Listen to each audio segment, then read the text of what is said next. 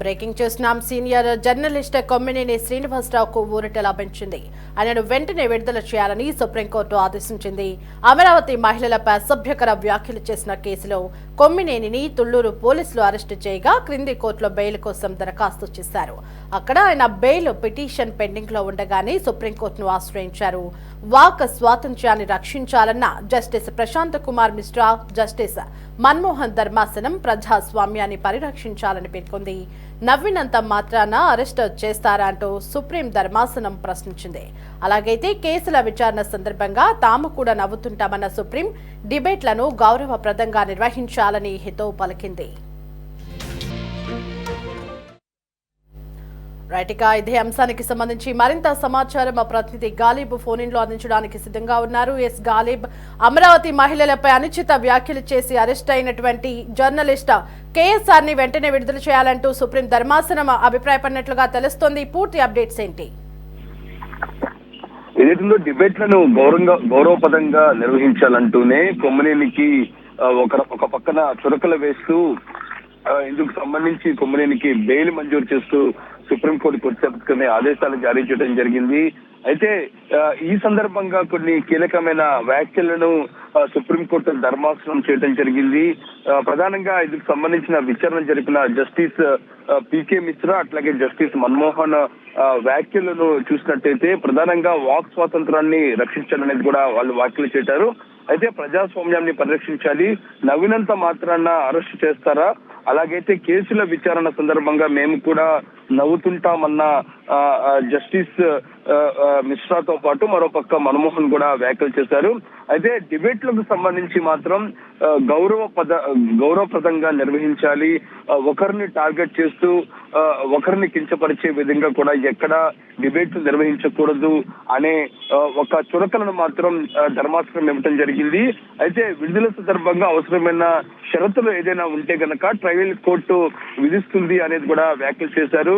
అయితే కొమ్మినేని శ్రీనివాసరావుకు సంబంధించి ఇప్పటికే మంగళగిరి కోర్టు 14 రోజుల జ్యుడిషియల్ రిమాండ్ విధించిన నేపథ్యంలో ప్రస్తుతం ఆయన గుంటూరు సబ్ జైల్లో ఉన్నారు. ఏదైతే అమరావతి మహిళలకు సంబంధించి కించపరిచే డిబేట్ జరగటం, ఆ డిబేట్ లోని A2గా తుళ్లూరు పోలీస్ స్టేషన్ లో కొమ్మినేని శ్రీనివాసరావుపై ఇందుకు సంబంధించిన కేసు నమోదు చేసిన నేపథ్యంలోని బెయిల్ కు సంబంధించి సుప్రీంకోర్టుకు కొమ్మినేని శ్రీనివాసరావు ఆశ్రయించిన నేపథ్యంలోని ఇందుకు సంబంధించిన విచారణ మీద కొన్ని కీలకమైన వ్యాఖ్యలను మాత్రం సుప్రీంకోర్టు చేయడం జరిగింది. అయితే ఇందుకు సంబంధించి అక్రమ అరెస్ట్ అంటూ కూడా కొమ్మినేని శ్రీనివాసరావు ఇందుకు సంబంధించిన పిటిషన్ లో పేర్కొన్నారు. 3 ఏళ్ల లోపే శిక్ష పడే నేరాలకు పోలీసులు ముందుగా 41 కింద నోటీసులు ఇవ్వాలనేది కూడా సుప్రీంకోర్టు తీర్పు చెబుతున్నది అంతే కూడా కొమ్మినేని తన పిటిషన్ లో పేర్కొన్నారు. అయితే నోటీసు ఇవ్వకుండా అక్రమంగా అరెస్ట్ చేశారు.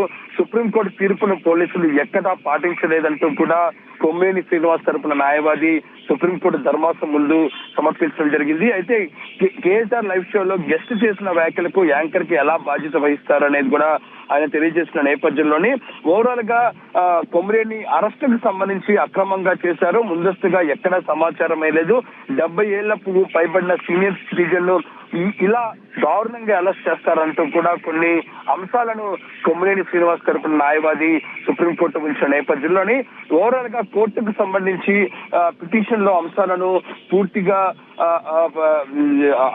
ఏకీభవించిన ఇందుకు సంబంధించిన న్యాయస్థానం మాత్రం కొమ్మినేనికి ముందస్తు బెయిల్ను కూడా మంజూరు చేయడం జరిగింది.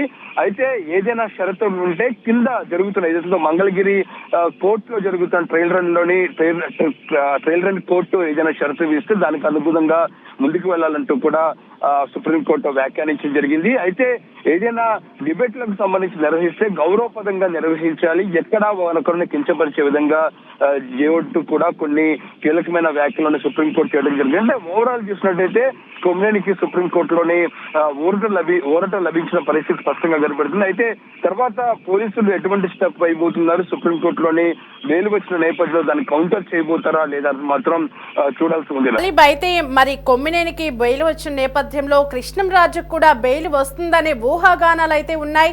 మరి కృష్ణంరాజు కూడా బెయిల్ వచ్చే అవకాశాలు ఏమైనా ఉన్నాయా? అంటే కృష్ణంరాజుకి సంబంధించి ప్రస్తుతం బెయిల్ వచ్చే అవకాశాలు ఎక్కడా కనిపించట్లేదు.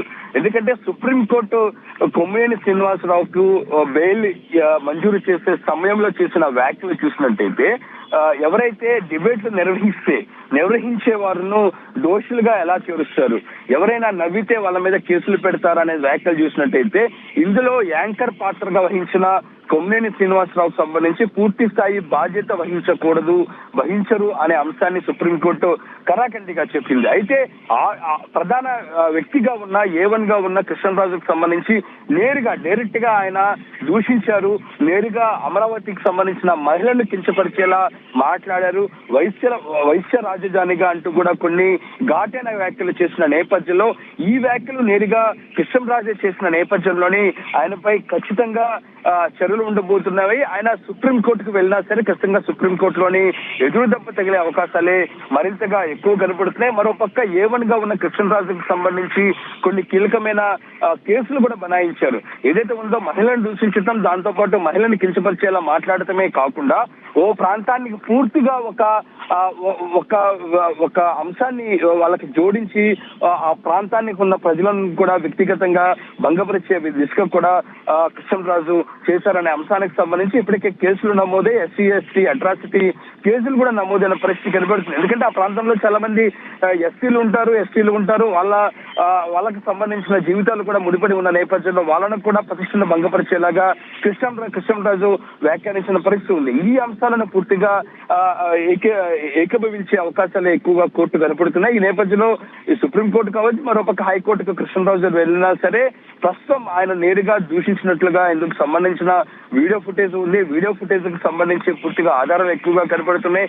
మరోపక్క అందుకు సంబంధించి గతంలో కూడా కృష్ణరాజు అమరావతిని టార్గెట్ చేస్తూ కొన్ని వ్యాఖ్యలు చేస్తారు. ఆ అంశానికి సంబంధించిన ఆధారాలు కూడా ఇప్పటికే కోర్టు ముందు పోలీసులు ఉంచారు. ఈ మొత్తం అంశాలను చూసినట్టయితే ప్రస్తుతం ఉన్న పరిస్థితుల్లోని యాంకర్ గా వహించిన వ్యక్తి ఆయన కొంతవరకే ఇందుకు సంబంధించిన ఘటనలోని పాల్పడినట్లుగా కోర్టు భావించి కొమ్మినేనికి ఊరట లభించినట్టుగా బెయిల్ ఇచ్చిన పరిస్థితి ఉన్నా సరే కృష్ణరాజుకు సంబంధించి నేరుగా ఆయన పాత్రధారిగా ఉన్నారు. ఇందుకు సంబంధించిన దోషులు చేసిన వ్యక్తిగా ఉన్న నేపథ్యంలోనే ప్రస్తుతం ఉన్న పరిస్థితుల్లోని అంత ఈజీగా కృష్ణరాజుకు బెయిల్ వచ్చే అవకాశాలు ఉండవనేది మాత్రం న్యాయ నిపుణులు చెప్తూ.